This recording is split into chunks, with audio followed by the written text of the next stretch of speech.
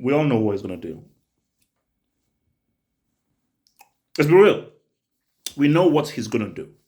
There's something that he should do, but we know what he's going to do. So Real Madrid are now in search of a striker. So we've heard the name of obviously Kane, not Haaland, Firmino, Joselu, but I think he's much more of a backup, and of course Havertz. That's really been the big name. But let me just cover a few things. So let me just first cover from the Real Madrid point of view, then I'll talk about Kane. From the Real Madrid point of view, if there's a choice between Kane and Haaland, who do you take?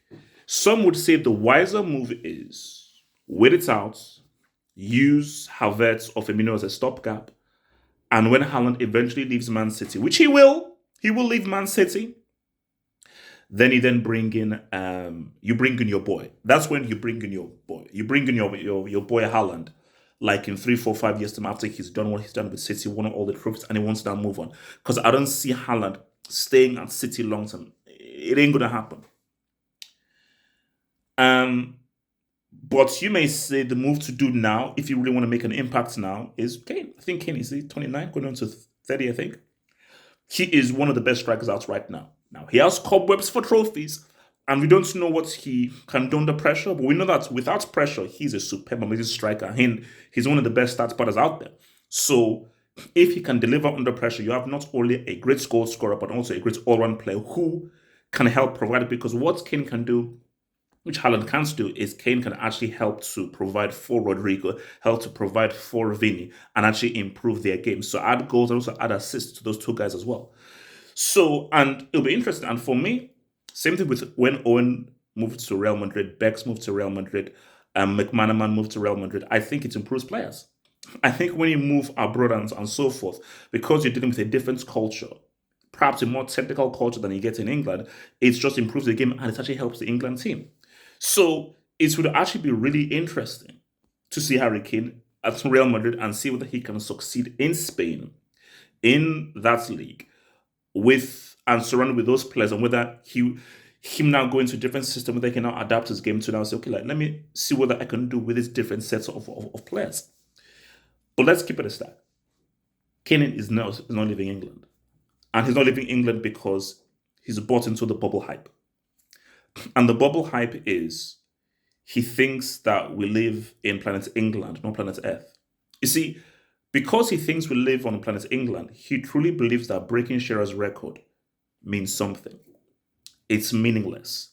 The only currency that matters in football for top tier players, not scrubs, top tier players, serious players, are trophies, and really, it's about your league and it's about the Champions League or the Europa League. So, your major European trophy, your league, but really it's about the league and the Champions League. The Cup del Rey, DP Pokal, FA Cup, that is just a supplementary and it just helps. The only use of those domestic cups is it helps to make up a treble. In and of itself, FA Cup, Copa del Rey, they're meaningless. They're useless. They're only useful for making a treble. So, for Kane, okay, stay in England then, which is what he wants to do. Break Shearer's record, and you'll be a king. You'll be a huge, massive king in England. In the world, no one gives a damn about whether you break Shearer's record. No one cares. In England, you'll be a king, you'll be praised, and so forth. Would you rather be king in England or king of the world? Would you rather be praised in England or praised globally?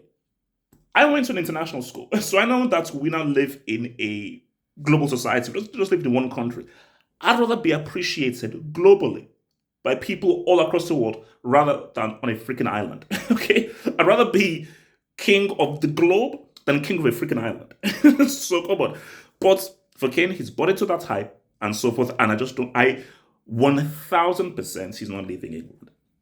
1000% he's not leaving England because the guys surrounding him, guys around him, his people will say, you're England's poster boy, you're the face of the England national team, you have to remain in England, you have to break this record, and you have to just buy into that whole media hype. So for Real Madrid, I think they're wasting their time going in for Kane.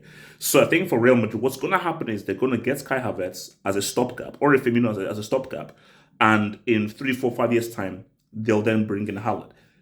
Or could we have a situation where it's about Haaland and Mbappe at Real Madrid? I don't know. Have to wait and see. Like that vid, subscribe, head over there to the official Football Hot website and hit that video over there to bookmark for the live hangouts tonight where we shall discuss these things. See you tonight. Peace out.